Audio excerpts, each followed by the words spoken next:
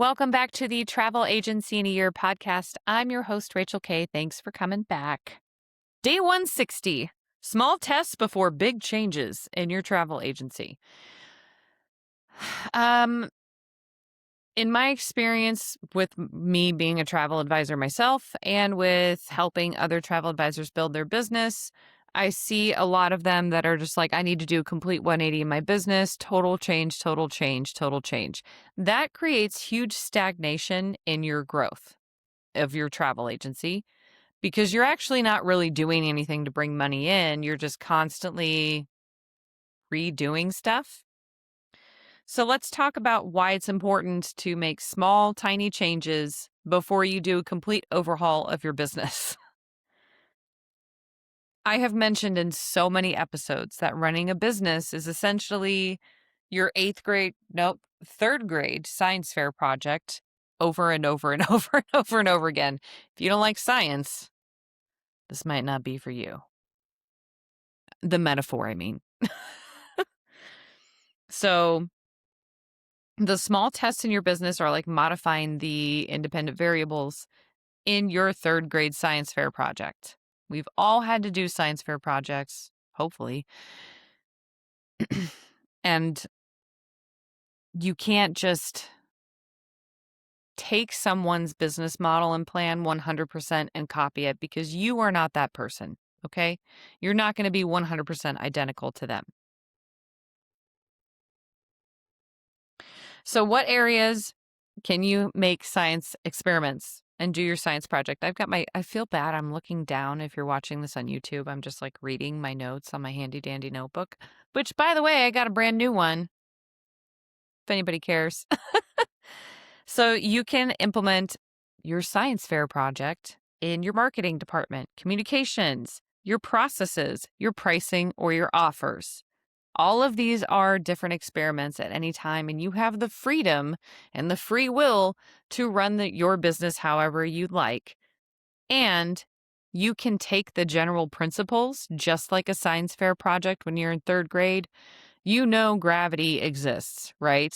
But you're going to do some kind of science fair experiment to further prove gravity and maybe something else added to it. Like, I've only known one person with the science fair project that it actually went to like the national science fair and it actually made a difference in the world of science. And honestly, it was such a BS project. It was handwriting analysis. Anyway, I remember that. We went to middle school together in high school and I was one of her subjects in the experiment. And I was like, this is some BS. Anyway,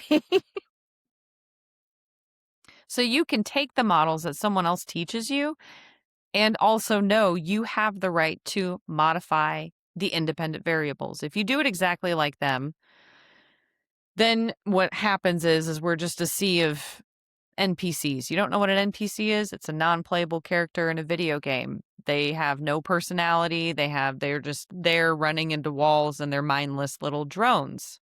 Don't be the NPC in your life or your business. All right. So what is the why for your small tests in any of these areas? I don't know how your business is running. I don't know how you do things. I don't know what you need to test. So we're just going to do general why and then the how and then I think a little vocabulary lesson today. Refresher.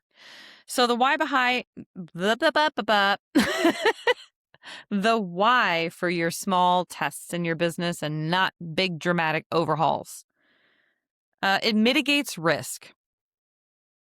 Big changes can lead to sweeping failures, huge costly mistakes in both your budget and your reputation. If you do a small little tweak slowly over time, that helps to mitigate the risk of your ultimate sweeping change. So, like for me, I'm completely changing niches. I'm still doing groups. I'm just not doing weddings.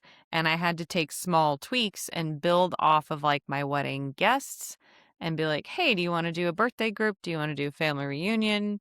And get groups that way rather than constantly doing weddings.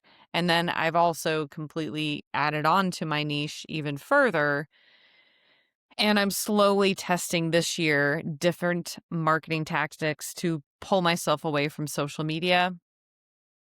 Um, it is 2026 at the time of recording, and I feel like with the amount of AI that's being pushed out all over on every social media platform, going local with your marketing is going to be much more beneficial for travel advisors, especially travel advisors that provide a higher touch level of service and they implement fees. Um, I have a whole reason for that. So these are tests that I'm doing this year in my own travel agency. And I'm not doing like complete overhaul. Like I said, I'm still doing groups and I'm just moving to like birthday groups instead of weddings. And like I'm making low cost investments in local advertising and local networking instead of completely just changing everything. Um, you can isolate the variables when you're doing small tests much better. So, what is the one thing that you can do to drive a shift in performance in, like, your lead generation, for example? Your one thing could be cross posting to another platform if you do social media marketing. You're already on one platform. The one tiny small change to see if it can create a shift in your lead generation performance, cross post it. That's it. That's an example. Um, Also, by doing small tests, you're essentially creating a snowball effect, which is awesome because when you are completely changing something or you're adapting to things, you don't want to do it 100% right out of the gate. You want to do small, tiny little things and get that ball rolling down the hill.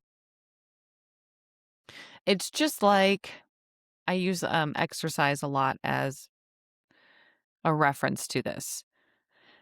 So it's just like when you start a new exercise program, you're not going to go all in and do like crazy Ultimate Warrior. What was that show that was in the 90s? Oh gosh, I'm blanking. Mm, it was like a bunch of America people. That's how I remember it. A bunch of America people, and they would like have these obstacle courses. What was that show? And then they had these big things, big sticks with things on them, and they try to knock each other off. What was that show? All right, I'm digressing here. Anyway, you don't go into like Ultimate Warrior, crazy boot camp, hardcore power lifter workouts when you haven't worked out in a while. And you don't go from, like if you have always walked and you're like, I'm going to run a marathon. You cannot do that. You have to take very small steps to prevent injury and burnout and to get you to actually do what you want to do. It's the same thing here in your business. Small, tiny tests, and you start to develop those habits, and you like the habits, and the habits are working for you, and then you just add another habit on. This is why I have mentioned in previous episodes, test things out for like 6-8 weeks.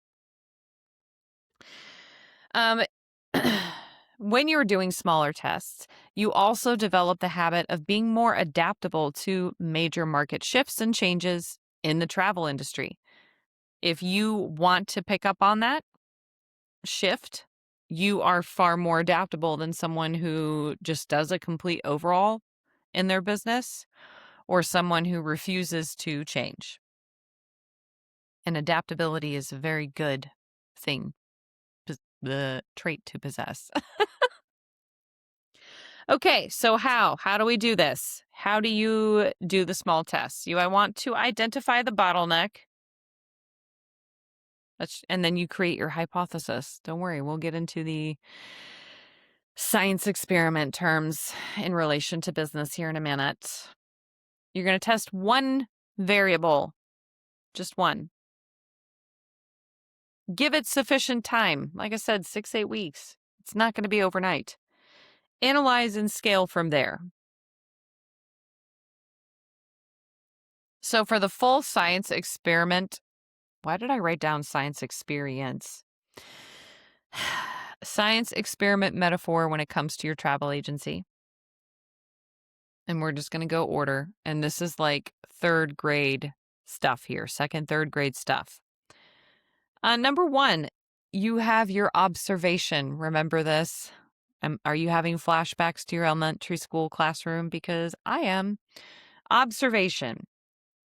This is the data you collect from like your weekly and monthly. This is paying attention to social media marketing trends. This is your observation. This is paying attention to possible shifts and trends in travel and seeing if that aligns with what you want to do. Trends in your ICA's general profile of how they make decisions. How is that changing? Your ICA's economic situation, how is that changing? And how is that going to affect you? Observations. So this is all this data you're collecting, right? That's the observation. Then you form from said observation a hypothesis. What is a hypothesis? You're welcome. I wrote it down. It's an educated guess / prediction that you think will happen with your business if you do something a certain way. As an example, I am moving to more local marketing and networking and pulling off of social media with my travel agency. And I have my reasons for that based on my observations of how the social media stuff is just becoming a nightmare, especially with like an excessive amount of like AI content being produced.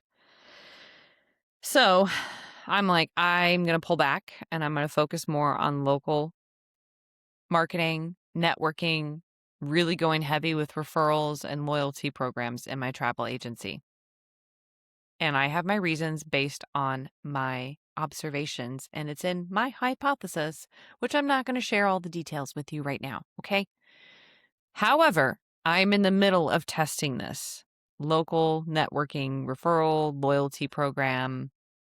We'll see how it goes. And I had to write out, I think I can generate this much revenue and garner this many sales and go into these types of group travel. And I'm working on that right now. And I'm giving myself a full year. Okay, which leads to the experiment. What is the process that you're going to do? So the hypothesis outlines what your prediction would be if you do something. And then the experiment is like, how are you going to do that exactly? What steps are you going to take? Then you have the variables. The variables. They're the parts that you can change, like when or how you do something. And there are independent variables, which are the ones you choose to change to test your idea. So an independent variable can be your hours of operation. You can change that at any time. An independent variable could be how you show up for people, like in terms of your lead generation and marketing. It can be the type of content you create. It can be so many different things. Dependent variables are what changes based on your test. So dependent variables would be bookings earned, new clients earned, revenue generated, fees collected. If you are testing the hypothesis of fees and what fees work, so on and so forth. Now, then we have the conclusion. I really like Young Frankenstein, the Mel Brooks movie. And so not every time, but a lot of the times I will hail Doctor. That was terrible. But like, I remember, what's her name? Frau Glucker? Her name is like Mrs. Glue. That's why the horses always freak out. And she's like, in conclusion. Anyway, so your conclusion is another review. Did your hypothesis work? Are you testing it? Is it aligning with what you predicted the outcome would be? It doesn't mean that you're going to, like, if you're like, I'm going to do $1 billion in sales this year, you don't want to do it like that. That's like weird manifesting stuff. which you do you. If you want to see, like, I want a 20% increase in overall lead generation, and that should lead to, if your conversion rate's 60%, you got 100 clients, you want 120. So then 100 leads, and you got 120 because you did a 20% increase. So now you have 120 leads, and you have the standard like 60% conversion rate. That is 72 trips. And if you have the average commission of $1,000 a trip, then that should lead you to the conclusion of $72,000 in gross revenue. And so your conclusion when you're doing your monthly and quarterly reviews is kind of like, are you on track for that? This is why I like to do this sort of thing in the quarterly review and not just monthly. Like monthly, it's just like at a glance, like, do I need to do some final push to get more leads now? What fires do I need to put out, sort of thing. And the quarterly review is more of like, is this hypothesis hypothesizing? Is this experiment experimenting? And then you can make tiny little adjustments if need be. So you determine in your business what you want to test. Why does it matter to you how you want to do it, and what equals a success for you? If you are riding the struggle bus with that, you're welcome. This podcast exists. I give you so many different ways you can test things and implement things. And if you want to join any of our programs, the most cost-effective one for everyone that I have is $35 a month. It's called the Success Circle. And you can hop on calls. We do, let's see, 1, 2, 3, 4, 5, 6 on average live calls a week, or not a week, a month, and ask me any questions. And me and other agents will just spit facts all day long. No big deal. Okay, so that was day 160. I hope you found that to be helpful. Please don't force yourself to make big old changes all at once in a complete overhaul. Thanks for listening, and subscribe for daily notifications because these episodes will drop daily. And you can always come back once this full year is done. 365 episodes of pure Rachel K at your disposal. Is that the right word? All right. Anyway, have a good day.